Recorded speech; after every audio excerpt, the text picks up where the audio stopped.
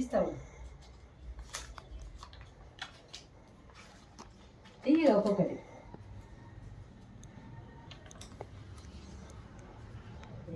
Album నేను ఉన్నాయి ఇవి లెక్కలు. తెలంగాణ ఉద్యమం ప్రారంభమైనప్పుడు ఆ తెలంగాణ ఉద్యమంలో ప్రధానంగా మంచిర్యాలలో జేఏసీ ఏర్పాటు చేయడం జరిగింది.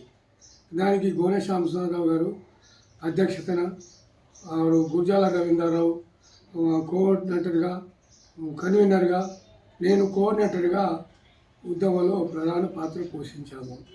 ఆ తర్వాత హైదరాబాద్లో జేఏసీ ఏర్పడిన తర్వాత కోదండరామ్ ఆధ్వర్యంలో కోదండరామ్ గారిని జేఏసీ చైర్మన్ చేసిన తర్వాత కోదండరాము నడిచే విధానాలు కానీ ఉద్యమంలో తీసుకునే నిర్ణయాలను కానీ వాటిని బలపరుస్తూ తెలంగాణ మొత్తం వ్యాప్తంగా వచ్చినటువంటి ఉద్యమాన్ని దృష్టిలో పెట్టుకొని మంచిర్యాలలో కూడా ఒక ఉద్యమాన్ని ఉర్రు తొలగించినటువంటి చరిత్ర జేఏసీది. వచ్చిన తర్వాత కేసీఆర్ గారు తెలంగాణ ఉద్యమకాలను గుర్తించలేదు.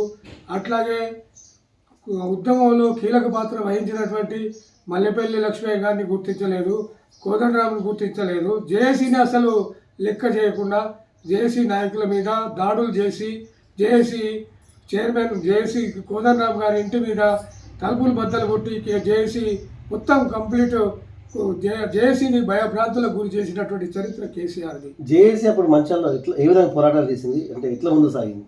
జేఏసీ ఇక్కడ మంచిర్యాలలో అనేకమైనటువంటి వంట వార్పులు కానివ్వండి, రస్తారోకోలు కానివ్వండి, అనేకమైనటువంటి కార్యక్రమాలను నిర్వర్తించింది.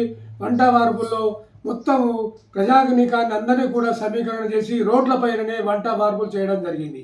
అట్లాగే వంట వార్పులే కాకుండా ఇక్కడ ఉన్నటువంటి అందరినీ, అన్ని వర్గాల ప్రజలని, అన్ని పార్టీలని ఏకం చేసి ఆ సందర్భంలోనే జేఏసీని నిర్మాణం చేయడం జరిగింది. పోలీసుల అణచివేత ఎట్లున్నప్పుడు? పోలీసుల అణచివేత, విపరీతమైనటువంటి పోలీసుల అణచివేత ఉన్నప్పటికీ కూడా మనము ఎక్కడ కూడా వైలెన్స్ని సృష్టించకుండా ఇచ్చినటువంటి జేఏసీ రాష్ట్ర నాయకత్వం ఇచ్చిన పిలుపుని అనుసరించి ఇక్కడెక్కడ కూడా వైలెన్స్ జరగకుండా, లాఠీ చార్జ్ జరగకుండా ఉద్యమాన్ని నిర్మాణం చేయడం జరిగింది. ఇంకా పోరాటాలు ఏ విధంగా అది మీరు విజయవంతం అయిన అప్పటికి ఇప్పటికీ విజయవంతం అంటే 10 సంవత్సరాల కాలంలో విజయవంతం కాలే.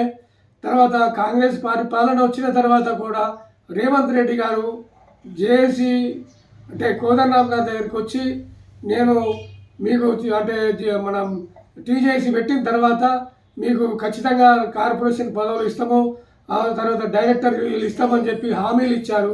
అట్లాగే ఉద్యమకారులకు 250 గజాల భూమి ఇస్తానని చెప్పారు. అట్లాగే ఉద్యమకారులకు సంక్షేమ బోర్డు ఏర్పాటు చేస్తానని చెప్పారు. కానీ ఏ హామీని కూడా ఇప్పటి వరకు మరి ఆనాడు కేసీఆర్ కూడా హామీలని నెరవేర్చలేదు. అట్లాగే రేవంత్ రెడ్డి గారు కూడా ఇవాళ హామీలని నెరవేర్చకుండా అంటే తాట వేసే ధోరణిలో వ్యవహరిస్తున్నాడు. ఇలాంటి వివరణలో చూసి ఎక్కడో అక్కడ జేఏసీలో పనిచేసి అన్నటువంటి వాళ్ళు కూడా స్తంభించి ఈ జేఏసీతో లాభం లేదు, అంటే మన ఈ ప్రభుత్వం ఆ ప్రభుత్వం ఒకటే అనేటువంటి అభిప్రాయానికి రావడం జరుగుతుంది. ఉమ్మడి జిల్లాలో జేఏసీ మొత్తం ఎంతమంది ఉండే ఇట్లా కార్యాచరణ మీరు ముందు సాగింది? ఉమ్మడి జిల్లాలో జేఏసీలో మొత్తం జిల్లా వ్యాప్తంగా కాదినాల్లో కానివ్వండి, బెల్లంపల్లిలో కానివ్వండి, ఆసిఫాబాద్లో కానివ్వండి, సిర్పూర్ యూలో కానివ్వండి, అంటే మన కేరామేరి ఇవన్నీ ప్రాంతాలన్నీ కూడా జేఏసీగా మొత్తం అన్ని ప్రాంతాలలో కమిటీలు వేసుకుంటా కార్యక్రమాలను నిర్వర్తించడం జరిగింది. మంచిర్యాలలో కూడా 180 రోజులు నిరాదీక్షలు కంటిన్యూషన్గా భవన్ నిర్మాణ కార్మికులు కూడా నిరాదీక్షలు చేయడం జరిగింది. మహిళలు నిరాదీక్షలు చేయడం జరిగింది. అనేక మంది నిరాదీక్షలు అంటే ఆర్టీసీ కార్మికులు కూడా వాళ్ళు తన డ్యూటీలను వదిలి చేసుకొని నిరాదీక్షలో కూర్చోవడం జరిగింది. బస్సులు బంద్ పెట్టడం జరిగింది. ఇలాంటి సింగరేణిలో వ్యాప్తంగా ఆనాడు ఉన్నటువంటి మునీర్ గారు కానివ్వండి, అంటే మన శ్రీరాంపూర్లో ఉన్నటువంటి మిత్రులు కానివ్వండి, వీళ్ళందరూ కూడా శ్రీరాంపూర్లో కానీ చెన్నూరులో కానీ మొత్తము అర్జునగుట్ట, అన్నారము అన్ని ప్రాంతాలలో జేఏసీని విస్తరంగా ఉద్యమాన్ని నిర్మాణం చేయడం జరిగింది. ఆ ఉద్యమ ఫలితము జీరో అయిపోయింది ఈనాడు. మరి గత 69 సంవత్సరాల 69లో జరిగినటువంటి ఉద్యమాన్ని కూడా నీరుగార్చారు. అట్లాగే 2009 నుంచి జరిగినటువంటి ఉద్యమాన్ని కూడా మొత్తం టోటల్ నీరుగార్చేటువంటి పరిస్థితి కనిపిస్తుంది. దానికి నీరుగార్చారు. కాంగ్రెస్ కానీ టీఆర్ఎస్ ప్రభుత్వాలు కానీ జేఏసీని విస్మరించాయి. ఈ పాత్ర కాంగ్రెస్లో టీఆర్ఎస్లో జేఏసీని విస్మరించారు. జేఏసీ మీద అనేకమైనటువంటి కోదండరాం మీద కేసులు పెట్టారు.